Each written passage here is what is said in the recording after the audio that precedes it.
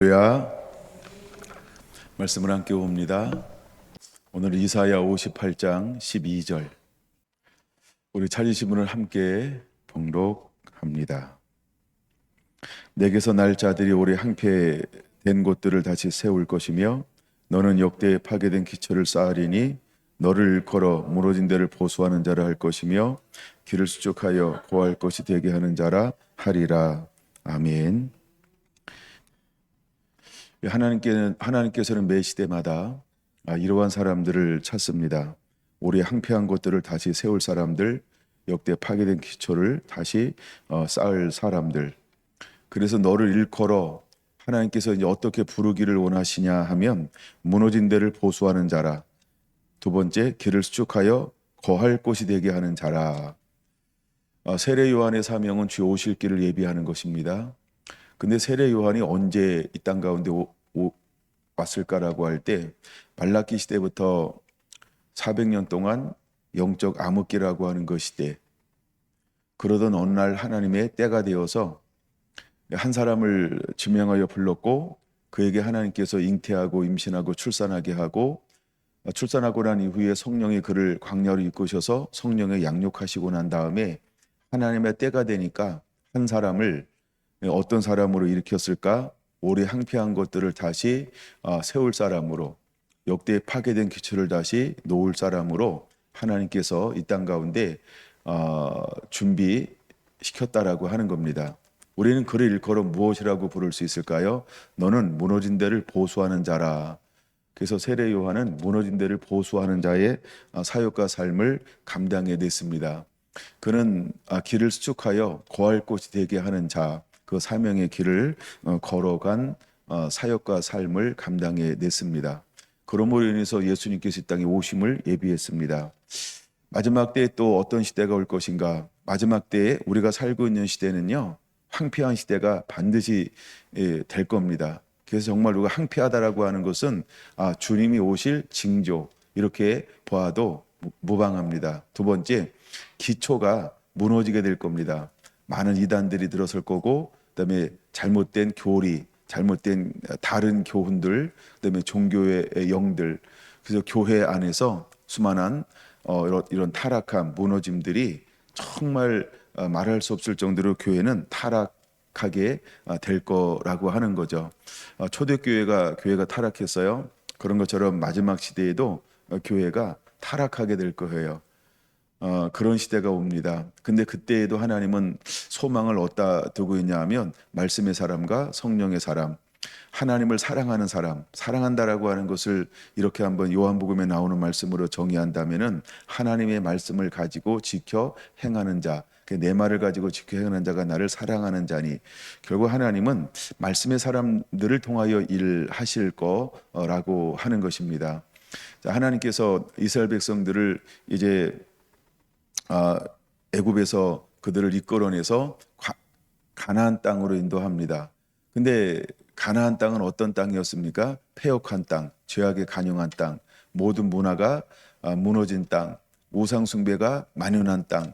그래서 하나님께서 그 땅에 있는 모든 일곱 족속을 내어 쫓으라.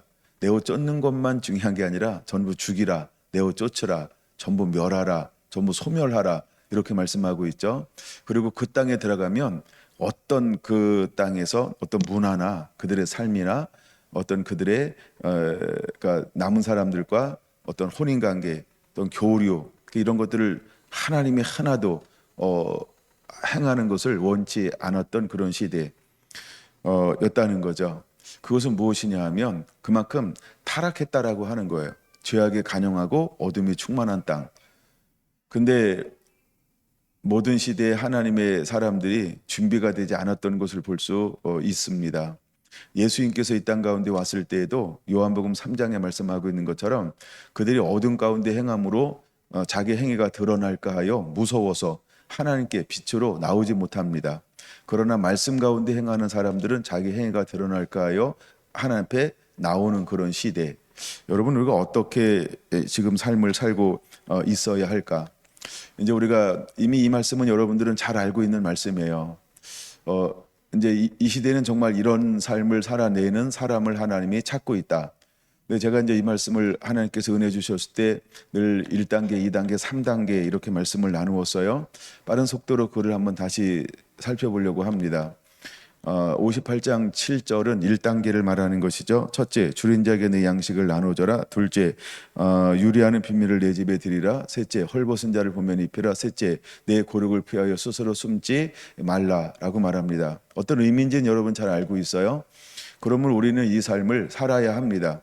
살면서 중요한 게 하나 있다 그랬어요. 우리는 늘 6가지를 기대해야 한다라고 하는 겁니다. 첫째, 내 빛이 새벽같이 비칠 것이며 4가지를 행하면 하나님께서 우리를 매일매일 새로운 삶으로 새로운 은혜를 공급하셔서 우리를 새롭게 삶을 살게 할 것이다. 둘째, 내 치유가 급속할 것이며 셋째, 내 공의가 내 앞에 행할 것이고 넷째, 여호와 영광이 내 뒤에 후회할 것이고 다섯째, 내가 부를 때 나 여호와가 응답하겠고 여섯 번째, 내가 부르짖을 때에 나 여호와가 여기 있다 하리라. 이 6가지 놀라운 은혜를 우리가 1단계에서 4가지의 삶을 살 때 하나님 우리에게 풍성하게 부어주십니다. 이미 우리는 누리고 있습니다. 지속적으로 누려야 합니다. 이것을 누리는 사람만이 2단계로 올라갈 수 있다라고 말씀을 드렸어요. 1단계는 그렇게 마음과 정성과 뜻을 다하여 하지 않아도 됩니다. 그러나 1단계, 일단 사랑하는 삶을 살 때 우리가 하나님께 6가지로 우리의 삶 가운데 풍성하게 부어주실 것입니다. 자, 이 삶이 우리가 일상화가 되면 자동적으로 우리 안에 하나님에 대한 사랑, 이웃에 대한 사랑의 마음이 뜨겁게 일어남을 통하여서 2단계 3가지를 할 수 있는 그런 이제 삶으로 변화되는 것을 능히 경험하고 또 누리고 있게 될 겁니다. 첫 번째 2단계는 멍에와 손가락질과 허망한 말을 제하여 버리라라고 말씀하고 있는 겁니다. 우리가 멍에 압제하고 억압하는 거, 힘들게 하고 어렵게 하는 거, 그런 거 하지 않습니다. 손가락질 하지 않죠. 경멸하고 조롱하고 어떤 멸시하고 무시하고, 그다음에 법적으로 고소하고 고발하고 그런 거, 그다음에 허망한 말, 거짓, 속임수, 무가치한 말, 중상모략, 뒤에서 야마 머리 하여간 이렇게 뭐 까는 거 이런 거 하지 않습니다. 이게 굉장히 쉬운데 어렵죠. 그래서 2단계는 뭐가 필요하냐 하면 1단계에 충분한 삶을 살아서 마음과 정성과 힘을 다하여 사랑함이 필요합니다. 내 이웃을 내 몸처럼 사랑함이 필요합니다. 그래서 우리가 첫 번째 3가지를 합니다. 멍에와 손가락질과 허망한 말이 우리 삶에서 굉장히 줄어듭니다. 그리고 이것에 대해서 마음이 없어요. 생각이 없어요. 여러분들이 그렇게 인격적으로 성품적으로 이제는 거듭나고 새로워진 그런 우리 성결한 성도가 되기를 예수님의 이름으로 축원합니다. 두 번째, 줄인 자에게 내 심정을 동하며, 이제 줄인 자에게 늘 내 마음이 그냥 사랑이 갑니다. 마음이 갑니다. 동정합니다. 그리고 내게 있는 것을 기꺼이 나누어 주는 것을 어렵지 않게 합니다. 쉽게 하는 거죠. 때로는 나보다는 그에게 먼저 사랑을 베푸는 것. 왜 우리 옛날 그런 정신이 있었던 것처럼 실제로 그런 두레라고 하는 공동체 사랑의 마음이 우리 안에 실제로 회복이 되어집니다. 그래서 우리 마음이 깝깝한 것이 아니라 상처투성인 것이 아니고, 그럼에도 불구하고 함께 이웃에게 그런 넉넉한 정, 이런 것들이 살아있는 문화가 회복되어지는 것이죠. 세 번째는 괴로워하는 자의 심정을 만족하게 하는 것입니다. 오늘날 시대에 많은 사람들이 너무 쉽게 상처받아요. 그리고 자기 중심적이에요.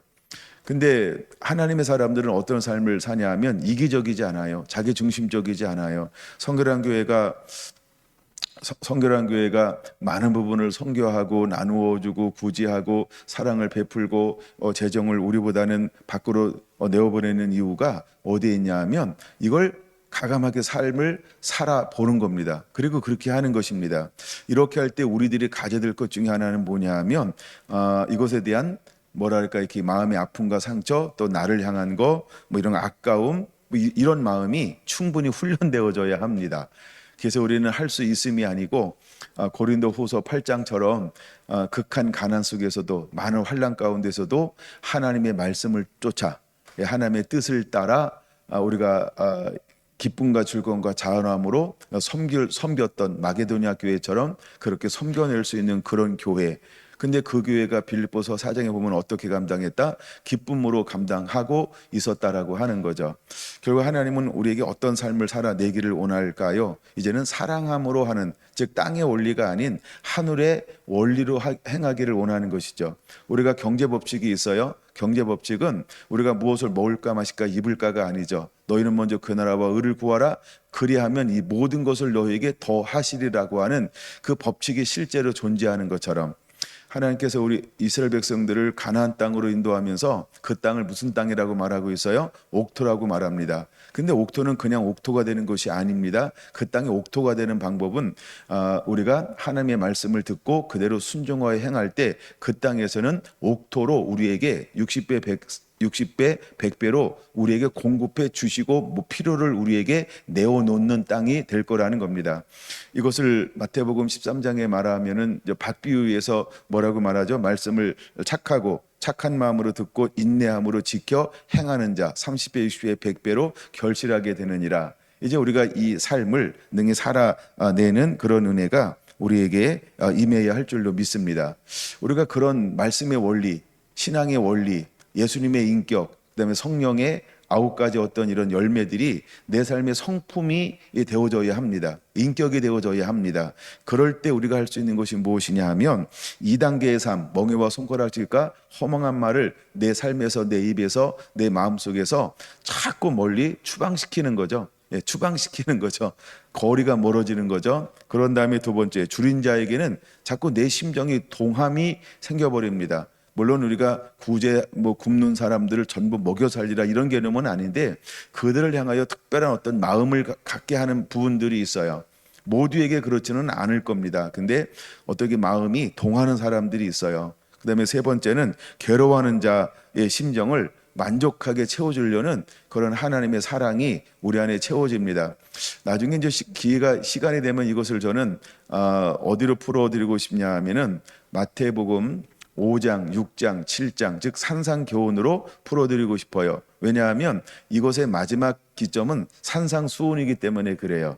하나님은 우리에게 오래 항폐한 것들을 다시 쌓을 자, 무릇 귀처를 다시 놓을 사람들은 어떤 사람이라고 말하고 있냐 하면 이제는 산상수훈의 삶을 사는 사람이다 라고 해서 최고의 정점을 또한 하나님께서 우리에게 가르쳐주고 있다라고 하는 겁니다. 여러분들이 그런 관점으로 마태복음 5장부터 시작해서 7장까지를 읽으면 그 모든 원리가, 이 삶의 원리가 그 안에 예수님께서 제자들에게 선포하신 말씀 속에 또다시 그렇게 들어있는 것을 충분히 발견하게 될 겁니다. 더불어서 우리가 산상수훈의 삶을 살 때 어떤 은혜와 축복이 우리에게 올까라고 할 때 2단계의 삶을 살 때 오는 축복과 버금가는 은혜들이 우리에게 그대로 임하게 되는 것을 비교해서 살펴볼 수 있게 될 겁니다. 자, 그럼 우리가 2단계에서 이런 세 가지의 삶을 살면 이 6가지로 분류를 했는데 어떤 은혜가 임할까? 첫째, 내 빛이 흑암 중에서 떠올라. 내 빛이 흑암 중에서 떠올라. 그럼 빛이 흑암에 떠오르면 흑암이 어떻게 될까요? 점점 우리의 삶 가운데서 이제는 흑암이 사라져 버리는 거죠. 어둠이 사라져 버리는 거죠. 예. 그 다음에 두 번째, 내 어둠이 낮과 같이 될 것이며, 우리에게 어둠이 있을 수 있어요. 근데 계속해서 어둠이 낮으로 바뀌어서 이제 우리의 삶 속에는 흑암도 없고 어둠도 없고, 그러면 무엇만 비치는 삶을 살게 될까요? 그렇죠. 낮만 가지고 있는 삶, 빛을 소유해서 낮과 같은 삶을 살게 될 것이다. 즉 어둠이 우리를 지배하고 주관하고 다스리는 것이 아니고 빛이 우리를 주관하고 다스리고 점령해서 이제는 매일매일 하나님과 소통하고 친밀한 관계를 누리며 하나님의 은혜를 가지고 모든 것들을 섬겨낼 수 있는 그런 삶이 우리 가운데 이렇게 이렇게 주어지는 그런 은혜들을 충분히 경험하게 될 겁니다. 뭐 그런 경우는 굉장히 많죠. 우리가 로마서 13장에 말하는 것처럼 빛의 갑옷을 입으라, 이는 곧 예수 그리스도니, 우리가 예수 그리스도를 닮을 때 빛이 임함을 통하여서 우리가 예수님처럼 모든 그런 어둠들을 벗어버리고 이제 모든 욕심들을 벗어버리고 정욕들을 벗어버리고 타락한 것들을 벗어버리고 빛 가운데 삶을 통해서 단정한 가운데 다시 오실 예수 그리스도의 신부로 단장되어지는 놀라운 은혜들이 우리가 빛 가운데 머물 때 그때서야 만들어지는, 그다음에 채워지는 그런 은혜들을 경험하게 될 것입니다. 요한복음 3장에는 그런 말씀이 있잖아요. 내가 보낸 자는 하나님의 말씀을 하시나니 성령을 한량없이 부어주심이니라라고 말하고 있는 것처럼 우리가 빛 가운데 살 때 하나님은 우리에게 말씀의 조명을 비춰주셔서 끊임없이 매 순간마다 성령의 인도함 받는 그런 삶을 충분히 살게 하는 은혜가 실제로 임하게 됩니다. 우리가 그런 걸 누리고 부분적으로 누리잖아요. 더 많은 부분에 그것이 짙어지고 두터워지는 그런 은혜가 임하게 되기를 원합니다. 그 다음에 11절 여호와께서 너를 항상 인도하여 메마른 곳에서도 내 영혼을 만족하게 한다는 거예요. 자, 이제 하나님께서 우리를 어디로 파송할 거라 그랬어요? 오래 항폐한 것들, 무너진 곳에 파송할 거란 말이에요. 그럼 거기에서는 어떤 사람들이 필요한 거예요? 그렇죠? 하나님께서 우리를 인도하여서 메마른 곳에서 내 영혼이 만족하게 하는 사람. 그럼 우리는 메마른 곳에 설 거예요. 거친 곳에 설 거예요. 항폐한 곳에 설 거예요. 무너진 곳에 설 거예요. 예, 근데 거기서 섰는데 내 영혼은 어떻게 하나님이 보호하신다고요? 만족해요. 기쁨이 있어요. 즐거움이 있어요. 행복해요. 늘 하나님의 은혜로 충만하고 채워져 있어요. 예, 그리고 무엇인가를 나눠줄 수 있는 넉넉함이 있어요. 그게 뭐 넉넉함이 이렇게 재놓는 것이 아니고 우리 안에는 마지막에 다섯 번째, 여섯 번째 말하는 것처럼 마르지 않는 무엇인가를 가지고 있죠. 예, 넘치는 무엇인가를 가지고 있죠. 이걸 아가서 4장으로 표현하면 12절에 뭐라고 말씀하고 있죠? 뭐 잠근 동산 덮으는 물, 봉한샘 같은 그런 걸 가지고 있어요. 때가 되면 이것이 그냥 자연스럽게 열려질 거예요. 공개가 될 거예요. 이것을 사용할 수 있게 되는 은혜가 그대로 임하는 거예요. 그러면 우리는 이 단계에서 세 가지의 삶을 즐겨 행복하게 이 삶을 살아내는 은혜가 있어야 합니다. 그 다음에 내 뼈를 견고하게 할 것이다. 그러니까 1단계 삶을 살 때는 치료가 급속하지만 2단계의 삶을 살 때는요, 뼈를 견고케 하셔서 우리를 하나님이 부르신 사명을 감당하기에 어떤 질병도 우리를 넘어뜨리지 못하도록 아예 강건하게 우리를 만들어주게 될 것이다 라고 하나님이 약속해주고 있다라고 하는 겁니다. 자, 다섯 번째 축복은 너를 물된 동산같이 할 것이다 라고 말합니다.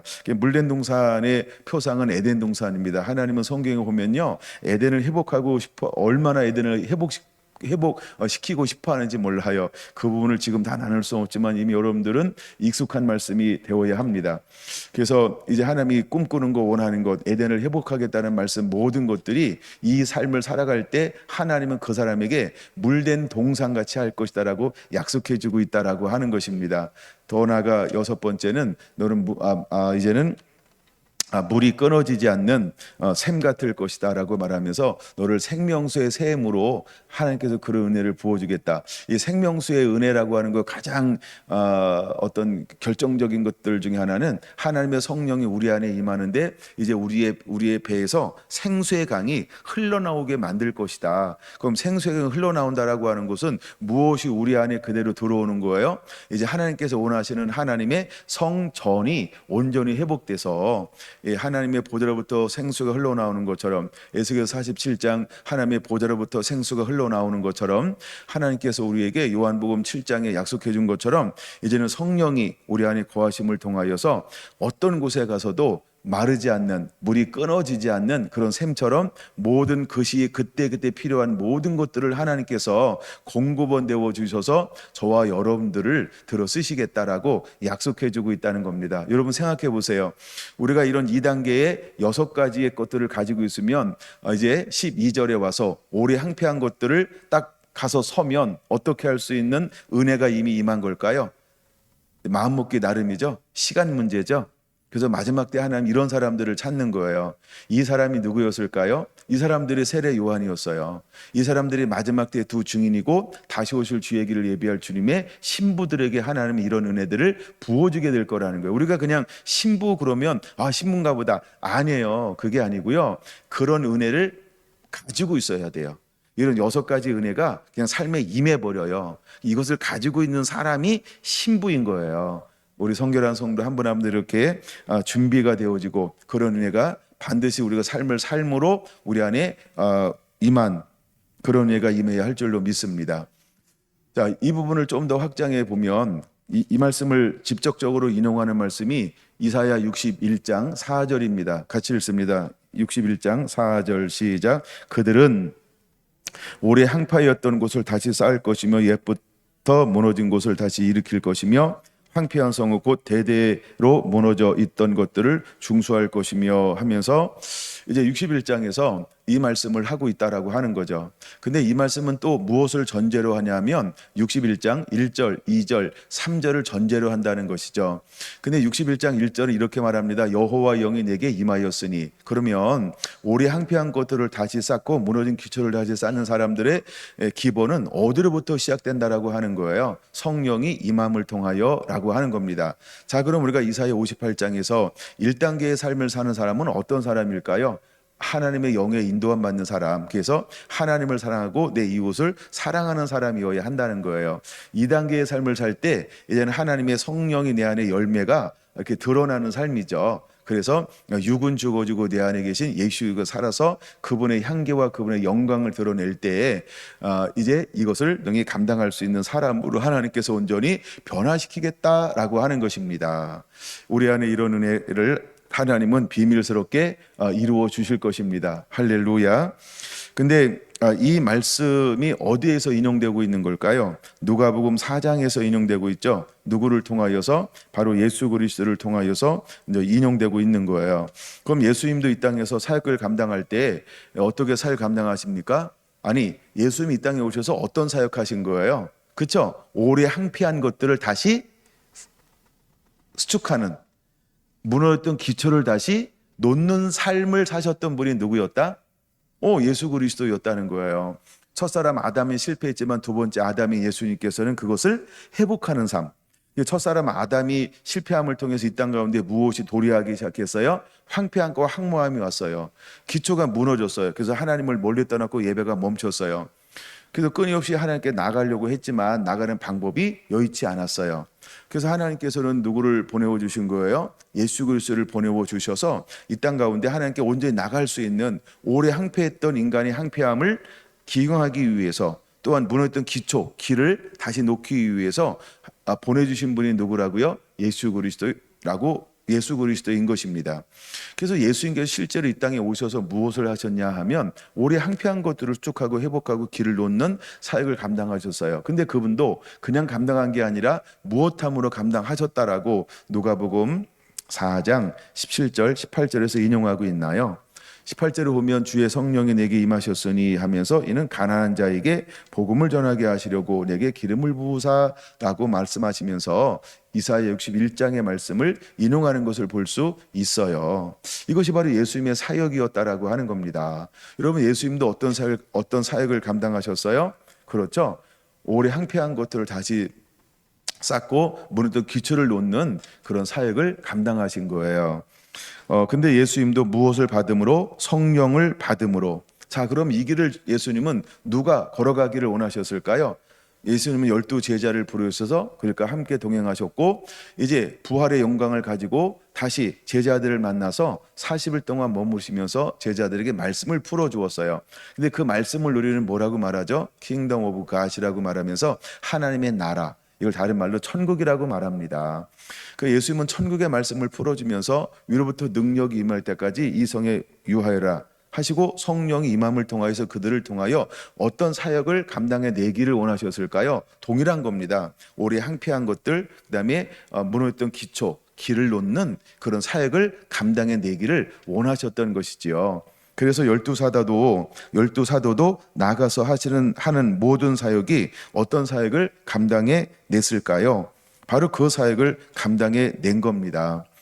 여러분 한번 보세요. 예수님께서 제자들에게 마태복음 10장에 파송하시면서 어디 가운데 파송한다고 말합니까? 내가 너를 이리 가운데 파송하는 것과 같다. 그 다음에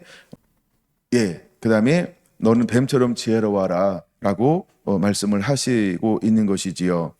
그 다음에 그들은 예수 그리스도의 복음을 증거하다가 수많은 사람들을 무엇하기 위함이냐? 10장 28절을 보면 불화하게 할 것이다, 고소할 것이다, 고발할 것이다 라고 하는 그런 환경 가운데 파송하고 있다라고 하는 겁니다. 더 나아가 마태복음 23장에 예수님의 시대와 똑같이 그들이 살고 있는 시대도 여전히 어떤 시대였는가요? 외식하는 사람들, 종교의 영이 있는 곳, 공권력이 있는 곳, 이단 사상이 들어온 그 땅으로, 그 시대로 파송하고 있다라고 하는 것을 볼 수 있지요. 그런 것처럼 그런 시대의 제자들을 파송했을 때 이때 그들은 무엇을 가지고 나가야 했을까? 그럼 그 시대사적 사항을 어떤 사항이라고 여전히 보아야 할까요? 예수님께서 사역하고 가셨지만 오래 항폐되었고 여전히 파괴된 그런 무너진 그런 심령을 향하여서 제자들을 파송하고 있다라고 하는 것입니다. 그래서 제자들이 해야 하는 일은 무너진 데를 보수하는 자라 일컬음받게 될 것이며 길을 수축하여 거할 곳이 되게 하는 자라 일컬음을 받는 사역으로 일어나게 될 것이라고 하는 것입니다. 근데 이것을 위해서 예수님은 사도행전 1장 8절에서 성령이 너에게 임하시면 내가 권능을 받고 땅 끝까지 이제는 너희는 나가서 무너진 데를 보수하는 자가 되어라, 길을 수축하여 거할 곳이 되게 하는 자가 되라 라고 예수님께서 말씀 약속해 주고 있다라고 하는 것입니다. 자, 근데 이제 오순절 성령이 그들에게 임하였습니다. 그래서 성령이 임했는데 성령이 임한 모습을 보면서 사도행전 2장 13절 한번 볼래요? 사도행전 2장 13절에 보니까 그들의 성령을 받았는데 모여든 사람들은 그들을 향하여 어떤 모습으로 말하고 있는가요? 조롱하기 시작했다는 겁니다. 근데 그들이 무엇하기 위해서 예루살렘에 모여들었어요? 절기를 지키기 위해서, 하나님을 예배하기 위해서 모여든 유대인들이었다라고 하는 겁니다. 15개국에서 모여들었지만 그들은 하나님을 예배하기 위해서 모여들었던 율법의 사람이었다는 거죠. 근데 그들은 그들과 다른 모습을 보면서 제자들을 향하여 어떻게 행동을 하기 시작했을까요? 조롱하여 이렇게 말하는 거죠. 뭐라고 표현합니까? 야, 이 사람들이 다 술 취했네 라고 말하면서 조롱하기 시작했다라고 하는 겁니다. 자, 근데 이제 그럼에도 불구하고 제자들은 그들을 향하여 하나님의 말씀을 강하고 담대하게 선포함을 통하여서 그들을 어떻게 만들어내고 있습니까? 무너진 데를 보수하고 있었고 길을 수축하여 거할 곳이 되게 만들었다는 거죠. 근데 그 작업을 통하여서 우리가 어찌할까 하면서 한 번에 회복된 사람들이 몇 명이나 될까요? 첫 번째 3,000명이 회복되었다라고 하는 것입니다. 더 나아가서 3장 12절 3장 한번 9절 볼까요? 사도행전 3장 9절. 이제 그 다음 사역을 마치고 기도하러 성전에 올라갔는데 안진맹이를 만났다라고 하는 겁니다. 근데 사람들이 다 놀랍게 여기기 시작을 했습니다. 이 사건 이후에 11절 뭐라고 말하고 있나요? 11절에 보면 모든 백성이 다 크게 놀랐습니다. 또 12절도 일어난 일들을 보면서 놀라기 시작합니다. 그러니까 계속해서 연속된 단어가 하나가 뭐죠? 놀랍고 놀라니라, 놀라며 또 놀랍게 여기느니라. 찾으셨나요? 그러니까 그들은 감당할 수 없는 일들이 일어날 때 그냥 놀라고만 있다라고 하는 거죠. 근데 놀라는 그들을 향하여서 제자들은 무엇을 했을까요? 제자들이 한 일은 무너진 데를 보수하는 겁니다. 즉 하나님의 말씀을 회복하는 거죠. 그 다음에 두 번째, 길을 수축하여 거할 곳이 되게 하는 작업을 행하고 있죠. 이런 것처럼 예수님은 오늘 이 시대에도 하나님의 사람들을 통하여 무엇을 행하기를 원하시고 계실까요? 무너진 데를 하나님의 말씀을 가지고 회복하는 자가 되기를 원하고 있고 길을 수축하여 거할 곳이 되게 하는 자가 되기를 원하시고 있다라고 하는 겁니다. 그러므로 우리가 해야 될 일은 무엇일까요? 하나님의 말씀에 흠뻑 젖어 있어져야 한다라고 하는 겁니다. 할렐루야. 그러면 우리는 말씀을 읽어야 합니다. 그리고 읽으면서 우리는 기도해야 합니다. 주여, 말씀이 깨달아지는 은혜를 부어주시옵소서. 그리고 하나님 이 말씀을 통하여 예수님을 보게 하여 주옵소서. 또한 이 말씀을 통해서 천국을 보는 자가 되게 하여 주옵소서. 그래서 사람들의 필요를 따라서 때에 맞는 말씀을 강하고 담대하게 선포하는 하나님의 사람으로 사용하여 주시옵소서라고 우리는 그렇게 기도하면서 말씀을 읽어야 한다라고 하는 것입니다. 여러 번 안에 그런 은혜가 임하게 되기를 원합니다. 사도행전은 지속적으로 4장에 가서도 말씀을 전하기 시작합니다. 거기 어떤 사람들이 모여들어서요. 1절 제회장들, 그 다음에 성전 맡은 자, 그 다음에 사두개인들, 이 사람들이 모여들었어요. 그래서 그들은 예수 안에 죽은 자의 부활이 있다 하고 백성을 가르치고 전함을 싫어합니다. 그래서 그들은 공권력을 동원하기 시작합니다. 그래서 그들을 잡았어요. 그리고 이튿날까지 그들을 가다 두었다라고 하는 겁니다. 근데 어떻습니까? 그 전에 전했던 말씀을 통하여서 어떤 사람들이 다시 오래 항폐했던 심령이 회복되어지고 있나요? 몇 명이나 회복되어졌나요? 4절 보니까 약 남자만 5천 명이 회복되어진 걸 볼 수 있어요. 이런 것처럼 오늘날도 하나님은 우리가 가감없이 하나님의 은혜를 가지고 나아가 오래 항폐됐던 것, 무너진 곳에 다시 무너진 데를 보수하며 길을 수축하여 거할 곳이 되게 하는 이것을 회복하는 자로 하나님은 일어나게 되기를 원하고 있습니다. 그러면 우리는 무엇을 겸비한 자가 되어야 할까요? 첫째, 하나님의 말씀. 둘째, 하나님의 성령으로 인도함 받는 자가 반드시 되어야 할 줄로 믿습니다. 할렐루야. 그런데 그 시대에 종교적인 사람들은 무엇을 공격하고 있을까요? 5절에 보니까 4장 5절 사도행전 4장 5절 갈리들 장로들 서기관들이 모였어요. 대장 안나스 가야바 요한 알렉산더 대장의 문중이 다 모였어요. 그러면서 그들이 하는 건 무엇이냐 하면 복음을 공격하고 있다라고 하는 겁니다. 자, 복음이 공격받을 때에 제자들은 어떻게 했을까요? 13절 같이 한번 읽어볼까요? 시작. 그들이 베드로와 요한이 담대하게 말함을 보고 그들을 본래 학문이 없는 범인으로 알았다가 이상히 여기며 또 전에 예수와 함께 있던 줄도 알고. 할렐루야. 자, 보세요. 사도들은 그럼에도 불구하고 그 항폐한 곳, 그 무너진 곳, 그들은 예수가 없어요. 복음이 없어요. 사랑이 없어요. 경건함도 없어요. 경외함도 없어요. 그래서 그들은 냉랭합니다. 그 다음에 사납습니다. 무섭습니다. 그의 폭군이 되었습니다. 때로 그들은 살인자가 되었습니다. 해방자가 되었습니다. 그러니까 어떤 하나님의 요소를 하나도 찾아볼 수 없고 전부 육이 됐고 정욕적이 되었고 마귀적이가 되었습니다. 그럼에도 불구하고 오래 항폐한 것을 세우는 사도들은 무엇을 가지고 사역을 감당할까요? 무너진 기초가 아무것도 없어요. 근데 율법이 있다고 하나 전부 뭐예요? 형식적이고 위형적이죠. 위식적이죠. 능력이 아무것도 없단 말이에요. 근데 그들을 향하여 하나님의 사람들은 여전히 무엇을 가지고 사역하고 있나요? 하나님의 말씀과 하나님의 성령의 인도함 받아 어떤 마음으로? 그들을 향한 사랑의 마음, 이걸 나중에 시간 되면 볼 건데 바로 궁휼의 마음으로 그들을 품어내고 있는 걸 볼 수 있어요. 그럼 우리가 이 단계에서 어떤 것으로 무장하고 있어야 할까요? 그렇죠. 여러분, 우리가 억압과 손가락질과 허망한 말을 우리가 없애버려야만 그들을 포용할 수 있다라고 하는 겁니다. 우리가 줄인 자에게 마음을 동해야 한다는 것입니다. 우리가 괴로워한 자의 마음을 만족하게 하는 심령이 우리 안에 기본적으로 장착이 되어져 있을 때 그 사람들을 그대로 품어낼 수 있게 될 거라는 거죠. 만약에 우리가 그런 마음으로 준비가 되지 않으면 이런 상황에 왔을 때 어떻게 할까요? 그죠? 눈에는 눈, 그렇죠. 이에는 이, 뭐 이렇게 아마 대항하고 대적하고 막 이렇게 하지 않을까요? 싸우고. 근데 지금 하나님의 사람들을 사역하는 방법은 대항합니까? 싸웁니까? 맞짱 뜹니까? 같이 욕합니까?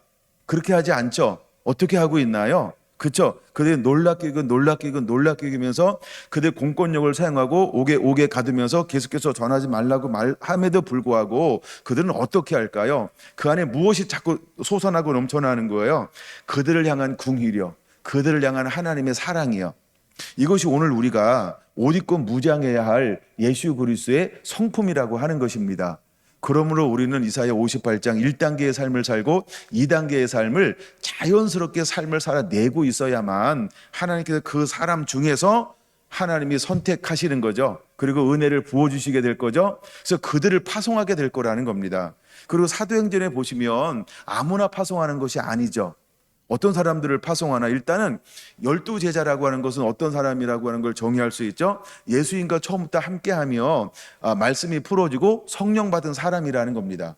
이제 그 다음에 이제 6장에 가면 문제가 생기죠. 근데 문제가 생겨서 또 새롭게 세우는 사람들이 있어요. 이 사람들은 어떤 사람입니까? 이미 우리는 알고 있잖아요. 말씀과 성령이 충만한 사람이라는 거, 그 다음에 칭찬받는 사람이라는 거죠. 여러분 잘 보세요. 놀라운 것 하나 우리가 짚고 넘어가야 되는데, 이제 6장에서 7장에서 8장에 가면 12사도의 사도들이 더 이렇게 파워풀하게 나타날까요? 7 집사님들의 사역이 더 파워풀하게 나타날까요? 혹시 그런 관점으로 성경을 본 적이 있나요? 그렇죠? 머릿속으로 한번 생각해 보세요. 6장부터 어떤 사람의 사역이 더 두각을 드러내나요? 그렇죠? 보세요, 여러분. 이 6장에 보면 예를 들어서 점점 왕성해지더라라고 할 때 6장 8절 8절 누구를 말하는 거예요? 스데반이요. 벌써 스데반이요. 그 다음에 이제 7장에, 그 다음에 8장에 넘어가서 8장에 누가 드러나는 거예요? 사마리아 누가 갔어요? 빌립이요. 그러니까 일곱 집사들의 사역이 12사도보다 12사도의 사역보다 더 어떤 면에서 이렇게 표현할 수 있죠. 더 크게 왕성하게 도전적으로. 그다음에 핍박을 받으면 받을수록 그들은 가감하게 어떻게 됐나요? 흩어졌죠. 그러니까 예루살렘만 머물러 있지 아니하고 그것을 가지고 이 일곱 집사가 세워짐을 통하여 일곱 집사들은 어떻게 사역을 감당하나요? 그렇죠? 기꺼이 바깥으로 나아가는 사역을 도전적으로 감당해 내고 있는 것을 볼 수 있다는 거죠. 그 말은 무슨 말이에요? 오래 항폐한 것들을 향하여서 그들은 도전적으로 복음 들고 들어가기 시작했다라고 하는 겁니다. 그는 무너진 기초를 쌓기 위해서 하나님의 복음을 가지고 그들 속으로 뛰어드는 그런 가감한 모습들을 우리가 볼 수 있다는 것이지요.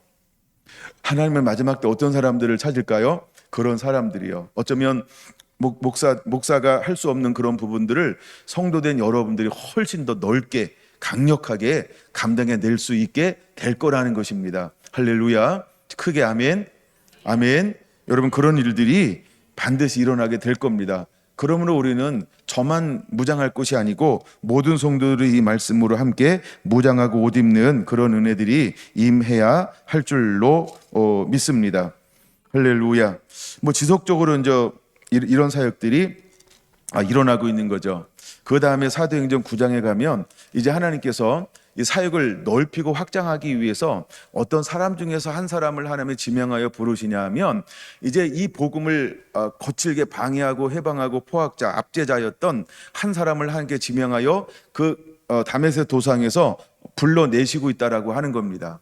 근데 그 마음속에 어떤 마음을 예수님께서 보셨다고 말씀해서 갈라디아 1장에 오면 그 마음의 충성됨을 보셨다라고 하는 것이죠. 디모데전서 1장. 충성됨을 품고 있는 그 한 사람을 하나님이 택하였다는 거죠. 근데 그를 빛 가운데 만나줄 때 그를 향하여 예수님은 뭐라고 말씀하시나요? 사울아 사울아 내가 어찌하여 나를 박해하느냐. 그 다음에 주여 누구입니까? 라고 물을 때 5절에 또 한 번 뭐라고 말합니까? 나는 내가 박해하는 예수라 라고 말씀하고 있다라고 하는 거죠. 여러분, 극적인 만남이 지금 일어나고 있는 겁니다. 근데 이런 만남이 일어나는 이유가 무엇일까요? 이제 그 이후에 14년 동안 사도 바울은 어떤 삶을 살죠? 그렇죠. 다소곳이 삶을 산다. 그게 이제 준비되는 삶을 사는 거예요. 그 다음에 11년 동안 그런 부름 받아서 1차, 2차, 3차 전도 여행을 하는 거죠. 그 다음에 이제 로마 감옥에 갇히게 돼서 4년, 5년 동안 보내고 난 다음에 66년에, 67년에 이제 순교자가 되어지는 것입니다. 그러니까 이런 삶을 사는데 하나님이 그를 불러내어서 하고 싶은 일 중에 하나가 무엇이었을까요? 사도행전 26장 18절, 사도행전 26장 18절 이렇게 표현하고 있다는 거죠. 다시 15절, 나는 내가 박해하는 예수라. 16절, 일어나 너의 발로 서라. 내가 내게 나타난 것은 곧 내가 나를 본 일과 장차 내가 내게 나타날 일에 너로 종과 증인을 삼으려 하노니. 같이 읽습니다. 18절까지. 이스라엘과 이방인들에게서 내가 너를 구원하여 그들에게 보내어 그 눈을 뜨게 하여 어둠에서 빛으로 사탄의 권세에서 하나님께로 돌아오게 하고 죄사함과 나를 믿어 거룩하게 된 무리 가운데서 기업을 얻게 하기 위하여 하나님이 한 사람을 불러 세웠다라고 하는 것입니다. 근데 사도 바울이 가서 하는 일이 무엇이라고요? 그의 눈을 뜨게 하는 거예요. 눈을 뜨게 하는 것입니다. 하나님께서 우리에게 이제 성결한 교회라는 이름으로 할 때 주님께서 우리에게 은혜를 부어주신 말씀이 있어요. 그 말씀이 하나님이 우리에게 안약을 싸서 눈에 발라 보게 하라라고 하는 것처럼 이제는 안약은 어떤 사역이라고요? 눈을 뜨게 하는 사역이요. 못 듣고 못 보고 못 깨닫는 그 마음 속에 하나님께서 이제는 그것을 풀어놓을 때가 올 겁니다. 그러면 풀어놓을 때가 오기 전에 우리는 무엇으로 준비가 되어져 있어야 할까요? 하나님의 말씀에 충분히 젖어 있어야 돼요. 하나님의 치밀한 가운데, 임재와 영광 가운데 충분히 거하고 있어야 돼요. 그럼 그때가 오면 하나님께서 저와 여러분들을 통해서 이 안약을 눈을 뜨게 하는 사역으로 우리를 사도 바울을 일으키셨던 것처럼 저와 여러분들을 하나님은 일으켜서 어떻게 할까요? 눈을 뜨게 하면 첫 번째 일어나는 일이 뭐라고요? 어둠에서 빛으로, 두 번째 사탄의 권세에서 하나님께로, 그 다음에 세 번째가 뭐라고요? 제사장과 나를 믿어 수많은 사람들이 하나님의 기업, 하나님의 상속자, 하나님의 거룩한 백성, 제사장 나라로 회복하게 될 것이다. 하나님은 마지막 때 이런 사역을 일으킬 사람들을 지금도 여전히 찾고 있다라고 하는 것입니다. 이제 우리 성결한 성도 한 분 한 분들이 이 사역에 부름받아서 쓰임받는 그런 은혜가 임하게 되기를 예수님의 이름으로 축원을 드립니다. 할렐루야. 자, 이제 오래 항폐한 것들을 다시 세울 사람, 역대 파괴된 규칙을 다시 놓을 사람, 그 사람들을 일컬음 뭐라고 말한다고요? 무너진 데를 보수하는 자라 일컬음 받게 될 것이고, 길을 수축하여 거할 곳이 되게 하는 자라 이렇게 부르게 될 거라고 하는 것입니다. 먼저 이사야 60장 1절에서 4절에 말씀을 보고 있는 것처럼 여호와의 영이 임함을 통하여 실제로 이 사역이 일어나게 될 겁니다. 두 번째, 누가복음 4장 18절에 말씀하고 있는 것처럼 예수님이 이 사역의 주인공, 실제 이 사역을 감당해 내셨다라고 하는 겁니다. 자, 셋째, 사도행전 1장 8절 성령이 너에게 임하시면 사도들의 사역도 무엇이라고요? 그렇죠. 무너진 데를 보수하게 될 것이고 길을 수축하여 거할 곳이 되게 하는 사역을 감당하는 사역을 하게 될 것이다. 여기까지는 우리가 이제 살펴본 것이고, 그 다음에 아가서, 이제 이건 이사야 앞에 있으니까 한번 찾아볼까요? 아가서 4장 11절에서 15절. 이제 이 신부가 이제 정체성이 완전히 변화가 되어집니다. 그럼 우리의 정체성이 어떤 정체성으로 바뀔까요? 11절 같이 읽을까요? 내 신부야, 내 입술에는 꿀방울이 떨어지고 내 혀 밑에는 꿀과 젖이 있고 내 의복의 향기는 레바논의 향기 같구나. 그러므로 먼저 우리는 충분히 하나님의 말씀에 젖어져 있어야 할 줄로 믿습니다. 말씀에 겸비한 자가 되어야 할 줄로 믿습니다. 할렐루야. 그래서 우리의 삶 가운데 입술에서는 꿀방울이 떨어져야 돼요. 그러므로 암송하고 읽고 또 말씀에 젖어져서 주님이 쓰시고자 할 때 이제 우리가 머리로만 하는 것이 아닌 그시해 주시는 성령의 인도함, 말씀의 영, 하나님의 계시를 가지고 있는 요한복음 16장 13절에 그런 은혜가 임해서 내 마음판에 언약에 새겨져서 새 언약에 이끌림 받는, 인도함 받는 그런 하나님의 사람들이 되기를 예수님의 이름으로 축원합니다. 그 다음에 12절 내 누이 내 신부는 잠근 농산이요 덮은 우물이요 봉한 세미로구나. 그런 것처럼 이제 우리는 무엇을 가지고 있냐 하면 잠근 농산, 덮은 우물, 봉한 세미를 가지고 있다는 거죠. 그럼 때가 되면 이걸 왜 가지고 있을까요? 이제 하나님의 때가 돼서 이것을 공개하라, 이것을 사용하라라고 할 때 동산을 공개하고 우물을 공개하고 봉한샘을 공개하면 이것으로 15절 너는 동산의 샘이요 생수의 우물이요 레바논에서부터 흐르는 시내로구나 하는 이 사역을 위해서 하나님 이렇게 준비하게 할 것이다 라고 하는 것입니다. 할렐루야.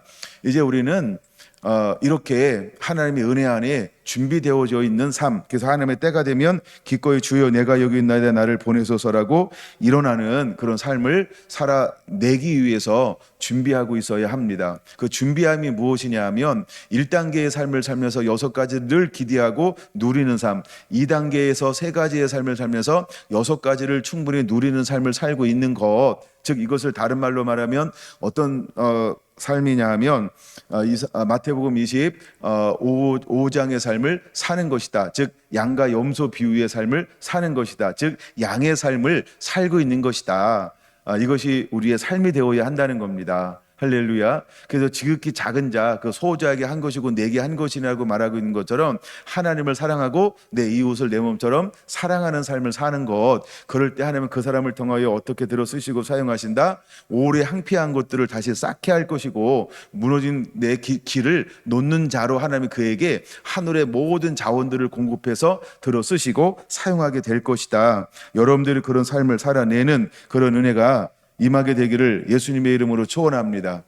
우리는 실제로 그 삶을 살아야 합니다. 마태복음 다섯 번째 마태복음 6장을 보면 이게 이제 산상수훈에서 나오는 또 하나의 핵심 중에 하나인데, 일단 6장 1절부터는 구제를 어떻게 하라? 은밀한 가운데 하라. 5절은 우리가 어떻게 기도해야 하는가. 그 다음에 16절 금식은 어떻게 해야 하는가. 19절부터 말씀하시면서 보물을 하늘에 쌓아놓으라고 말하고 있다라고 하는 거죠. 근데 보물을 왜 하늘에 쌓아놔야 되는가? 그 핵심이 33절이라고 하는 겁니다. 33절 같이 읽습니다. 시작. 그런즉 너희는 먼저 그의 나라와 그의 의를 구하라. 그리하면 이 모든 것을 너희에게 더하시리라. 할렐루야. 이 재물을 하늘에 쌓아놓는 사람들은 어떤 사람만이 재물을 하늘에 쌓아놓을 수 있을까? 그의 나라와 그의 의를 품은 사람만이 하늘에 쌓아놓을 수 있는데, 하늘에 쌓아놓은 사람을 통하여 하나님은 어떻게 하시겠다는 거예요? 일하시겠다. 근데 일하는데 어떻게 일하시겠다는 거예요? 모든 필요를 채워줌으로 인해서 내가 너를 쓰고 사용하게 될 것이다. 이것이 우리의 삶의 원리가 되어야 할 줄로 믿습니다. 자, 그럼 여러분 보세요. 이제 우리 안에 나라와 의를 구했어요. 그럼 우리가 가는 곳에 하나님께서 무엇을 공급해 주겠다라고 하는 거예요. 그렇죠? 2단계에서 하나님께서 6가지를 공급해 주는 것처럼 너의 사역에 필요한 모든 것을 다 공급해 줄 것이다. 이것이 하나님이 그 사람을 향한 하나님의 놀라운 뜻이라고 하는 거예요. 마지막 때 사역자들은 어떻게 사역할까요? 주머니를 가지지 말아라. 제자들을 파송할 때 말하잖아요. 그런 것처럼 우리가 그의 나라와 의를 구하며 보물을 하늘에 쌓아놨을 때 하나님이 그에게 필요한 모든 것들을 채워주게 될 것이다. 이것이 성결한 교회에 하나님께서 20년 동안 부어주고 있는 은혜 중에 하나죠. 그런 것처럼 마지막 때도 하나님은 이 사역을 모든 사람들에게 그대로 내게 하실 거라고 하는 겁니다. 할렐루야. 여러분, 이 비밀의 주인공이 반드시 되셔야 할 줄로 믿습니다. 아멘. 뭐 성경에 나오는 걸 다 찾아볼 수는 없고 이렇게 몇 가지만 찾아보는 거예요. 지금 유다서 한번 보겠습니다. 유다서는 1장으로 되어져 있는데 전 유다서 읽는 걸 참 좋아합니다.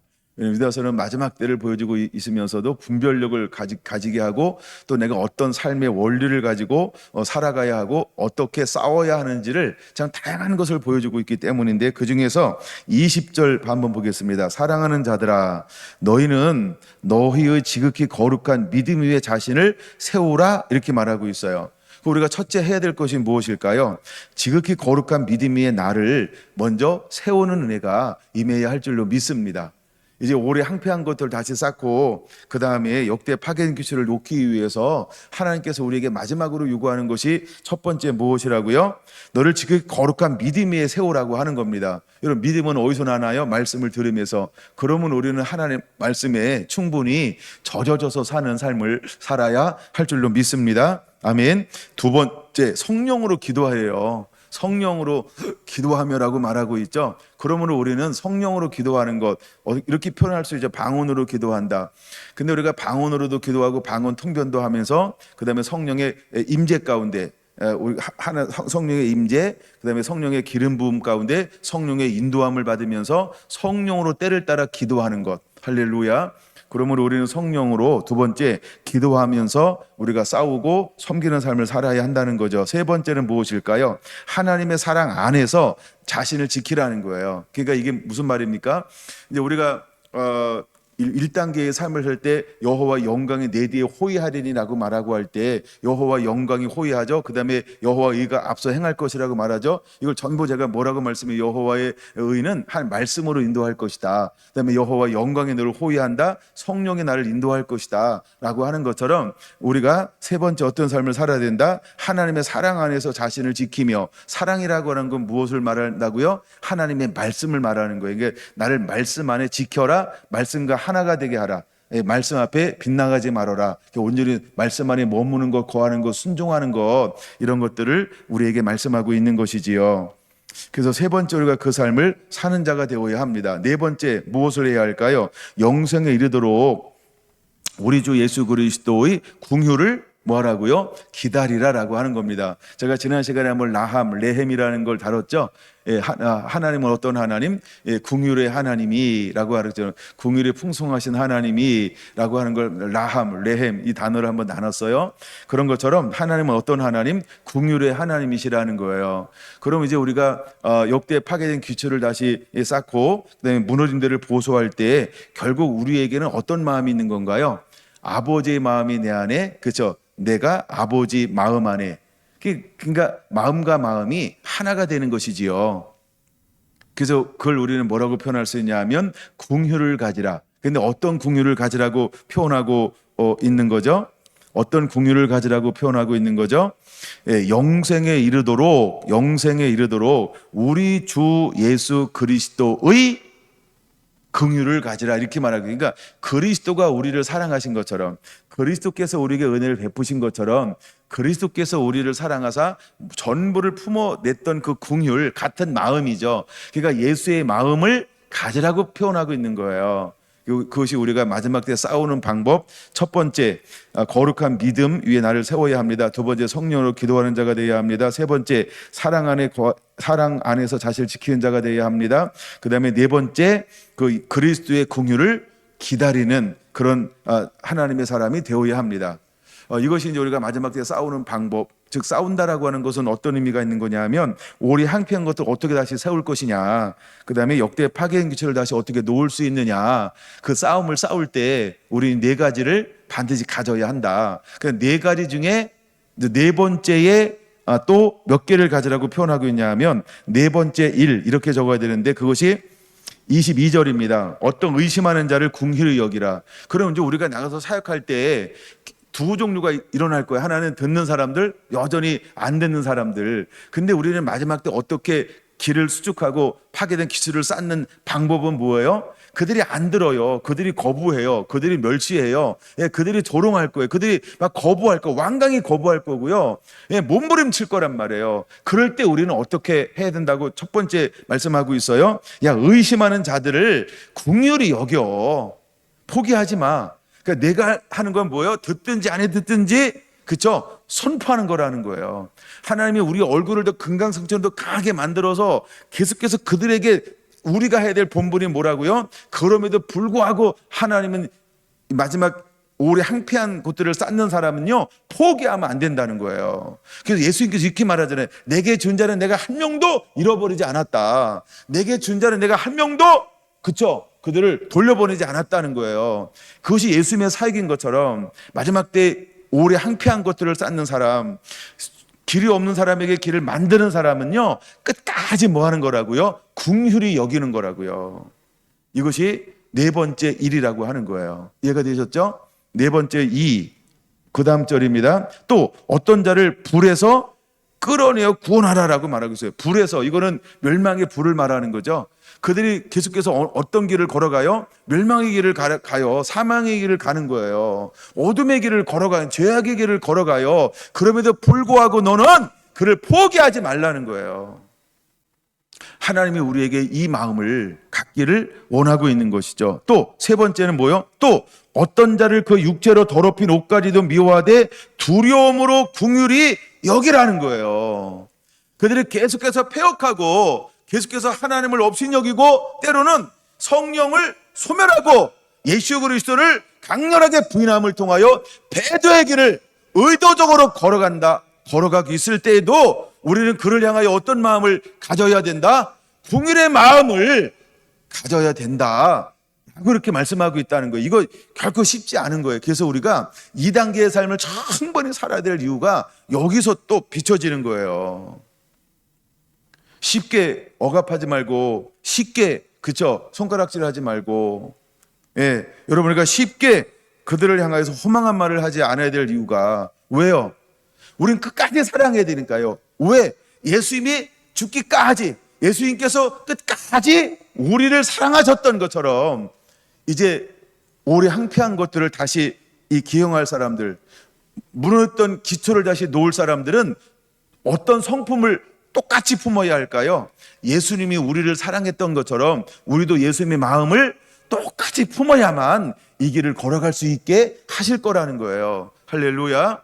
그러므로 우리는 무엇을 포기하지 않는 자가 되어야 할까요?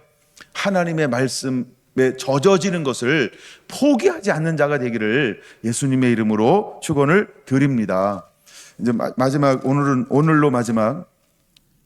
마지막은 요한계시록 14장, 자주 보는 말씀이죠. 4절 5절입니다. 이 사람들은 승리한 사람이죠. 승리했다라고 하는 것은 무엇이 승리냐면 오래 항폐한 곳을 다시 놓을 사람, 역대 파괴된 기초를 다시 세울 사람, 그래서 무너진 데를 보수하는 자를 일컬음 받고 길을 수축하여 거할 곳이 되게 하는 자를 일컬음 받을 사람들은 이기는 자인데, 이 사람들의 특징은 어떤 특징을 가지고 있다고요? 첫째, 여자와 더불어 더럽히지 아니하고 순결한 자라. 여기서 말하는 여자는 세상을 말합니다. 우상을 말합니다. 세상 문화를 말합니다. 그 다음에 두 번째, 어린 양이 어디로 인도하든지 따라가는 자. 이게 뭐야? 자기 십자가를 지고 자기를 부인하고 온전히 순종하는 자요. 내가 이해가 돼도 이해가 되지 않아도 순종하는 사람이요. 그러니까 하나님과 나의 충돌하는 것이 없어야 한다는 겁니다. 근데 수많은 사람들이 경건하다라고 말하면서 어떤 경우가 있어요? 자꾸 자기 생각과 자기 가치관과 충돌이 일어나요. 수많은 신학자들이 충돌합니다. 여러분, 수많은 목사들이 충돌할 수 있어요. 또 오래 신앙생활한 사람들은요, 충돌할 수 있어요. 왜요? 내가 아는데, 난 이렇게 아는데, 야, 난 이렇게 알고 있어. 난 이렇게 배웠어. 내가 가진 신학은 이거야. 이게 정통이지. 이러면서 알면 알수록 무엇이 일어날 확률이 높다고요? 자꾸 충돌해요. 그래서 먼저 된 자가 나중되고 나중된 자가 먼저 되는 방법이, 왜 이런 일이 일어날까요? 어린 양이 어디로 인도하든지 따라가는 것이 그렇게 쉽지 않아요. 성결한 성도 여러분, 단순해야 합니다. 아멘. 제가 잘 쓰는 용어잖아요. 나사 세 바퀴 반 꼭 풀러야 합니다. 하나님 앞에요, 이렇게 있어요. 이렇게. 하나님 앞에 너무 똑똑하게 있지 말고요.